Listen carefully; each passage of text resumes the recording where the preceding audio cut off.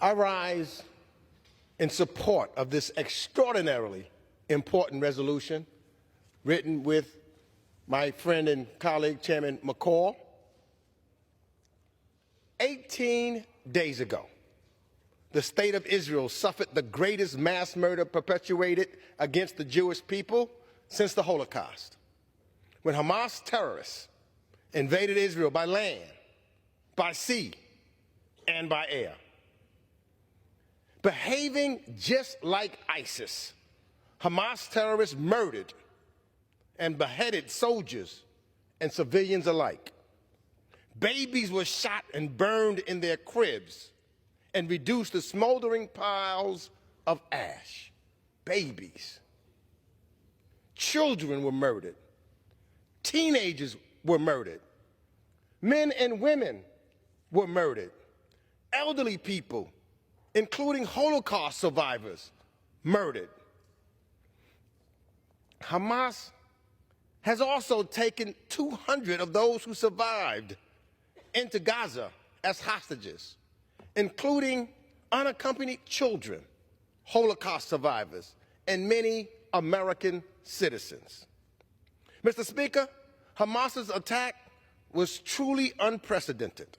And when you consider the size of Israel's population, proportionally it would be like 30,000 people dying in New York on 9/11. Just let that sink in a little. We must all acknowledge that Hamas is a cutthroat terrorist organization that exists solely to destroy Israel. And Hamas's terrorism does not help the Palestinians. And in this moment, it is critical for Israel to know that the United States of America stands firmly by its side in this battle against Hamas. Mr. Speaker, what I'm about to say next is also very important. There are innocent Palestinians in both Gaza and the West Bank that seek normal and free lives and want nothing to do with Hamas or other terrorist organizations. So we cannot lose sight of this. We must keep them, many of whom are also children, and their safety and their well-being in mind. And in the immediate term, we must find a way to ensure the safety of those innocents who are in Gaza's war zone. And I support the Biden administration's efforts toward that goal. The United Nations estimates that thousands of Palestinians have been killed since the terrorist attack on October the 7th. And we don't know for certain how many of those killed were civilians. But here's what we do know. We know that Hamas terrorists use Palestinians as human shields. And we know that every single one of them would be alive today if Hamas had not launched its terrorist attack. So we must be aware and do all that we can to stop this war from expanding beyond its current scope. The administration and our allies are working around the clock to send messages and warnings to Iran and Hezbollah to stay out. President Biden underscored this message during his recent travel to Israel. Do not test America's will. This Congress will have Israel's back as it degrades and eliminates Hamas terrorist infrastructure. We know that it won't take a day. It will be difficult. For too long, too many have been willing to contribute to the delegitimization of the State of Israel.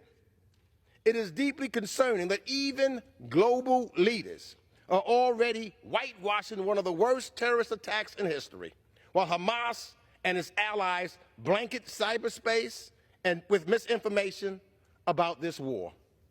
Just yesterday, Turkish President Erdogan said that Hamas is not a terrorist organization. It is a group of mujahideen defending their lands. This from the mouth of a NATO ally who has his own concerns about terrorists as an existential threat to his country. President Erdogan's rhetoric is dead wrong. It is rank with hypocrisy, and its timing is extraordinarily dangerous.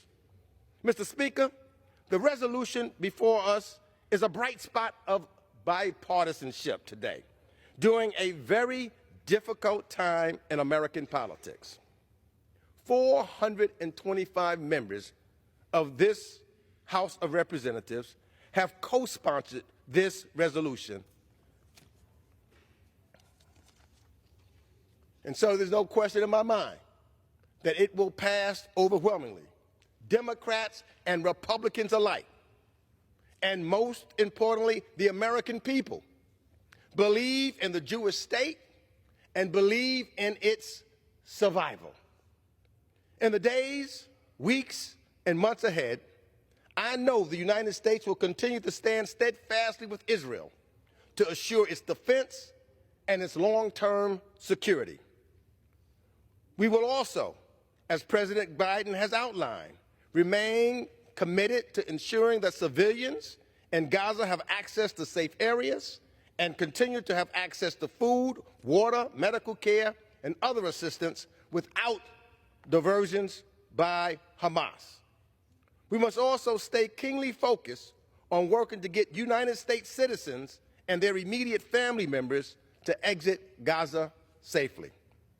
I want to conclude, Mr. Speaker, by raising an issue that the United States and Israel must address. What does a successful ground operation in Gaza look like? And how do we achieve the goal of leaving Gaza to a responsible Palestinian government if Israel's effort to remove Hamas is successful? One thing is for certain: the path to peace will require more Arab states to recognize that Israel has the right to exist.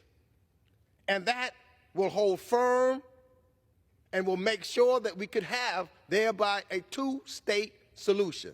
But if you say Israel does not have the right to exist, you're saying that you do not want peace. So I urge our Arab friends to join the Abraham Accords and acknowledge Israel's right to exist, because that's the pathway to peace in the Middle East. And to the people of Israel, I hope you learn of the passage of this resolution today and know that the United States Congress and the American people have your back. We mourn beside you and are working to provide the resources your government needs to defend you. We have deployed powerful military resources to the region to demonstrate just that support. We are working all of our diplomatic channels to assure your success. And we are in this together. We will not waver. We will not quit. We will stand with our ally, Israel. And with that, I reserve the balance of my time. Gentleman reserves.